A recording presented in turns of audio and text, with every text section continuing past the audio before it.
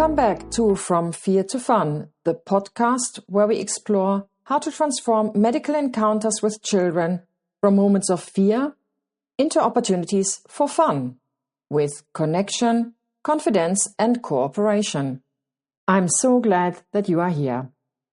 Today's episode looks at a subtle but powerful barrier in doctor-patient communication, the curse of knowledge. It's the invisible force that makes it hard for us as clinicians to remember what's it like not to know what we know. And it shapes every conversation we have with children and parents. So what is this curse of knowledge? The curse of knowledge is simple. When you know something, it becomes almost impossible to imagine not knowing it. Our perception filters, the ones we use to navigate a complex world, are shaped by years of training, experience, and exposure to medical thinking. But our patients and their parents don't have those filters. They see the world through a completely different lens, and that gap can create misunderstanding, frustration, and loss of opportunities for empowerment. Let me illustrate what I mean by taking you into an experiment once done by Elizabeth Newton. She did a tapping experience. In this study, one person tapped the rhythm of a well-known song, and a second person had to guess the song. The tappers generally predicted a high accuracy. They estimated that up to 95% of the listeners would guess the song correctly.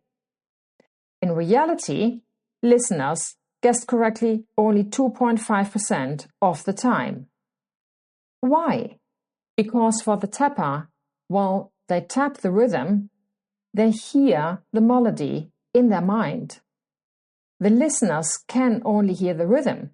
The tapper cannot unhear the melody. Let's bring this concept into medicine.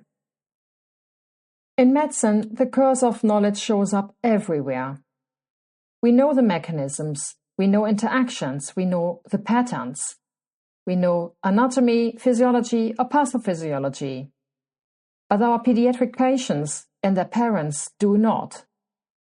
What looks to us like a beautifully interconnected system looks to them like a blank page with a few dots.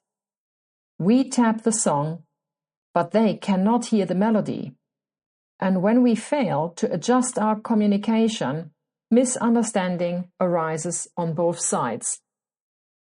Our medical socialization makes it difficult to speak in a non-medical language. Let me demonstrate that on a simple example.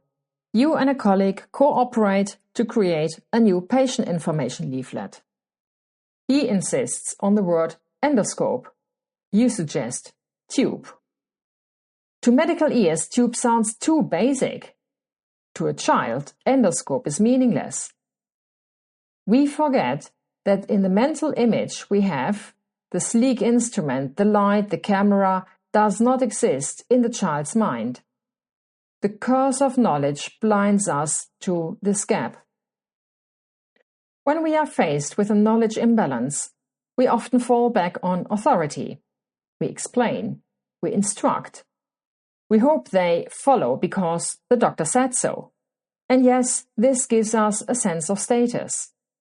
But it doesn't last, because the long-term behavior is not shaped by our authority, but by their understanding.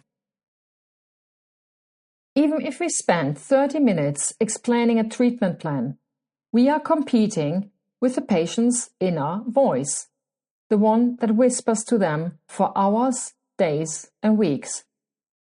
If they don't understand the concept of the problem, they cannot grasp their role in the treatment, they remain passive, they expect us to fix them, and they feel overwhelmed by what they must contribute. This is especially visible in conditions like obesity or addiction. In those cases, the patient's own actions are central to the outcome. In the end, families act according to their understanding, not ours. Why does the curse of knowledge matter?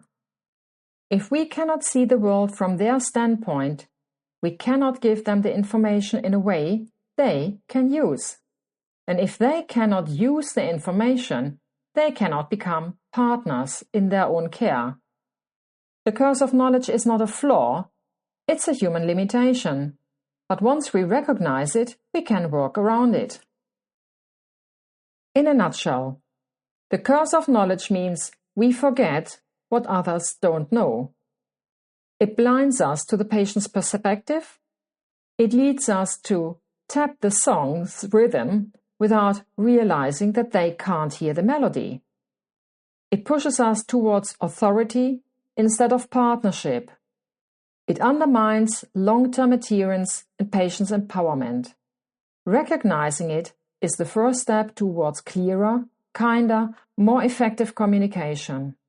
When we learn to see through their eyes, we transform the consultation and move from confusion to clarity, from frustration to cooperation, and from fear to fun.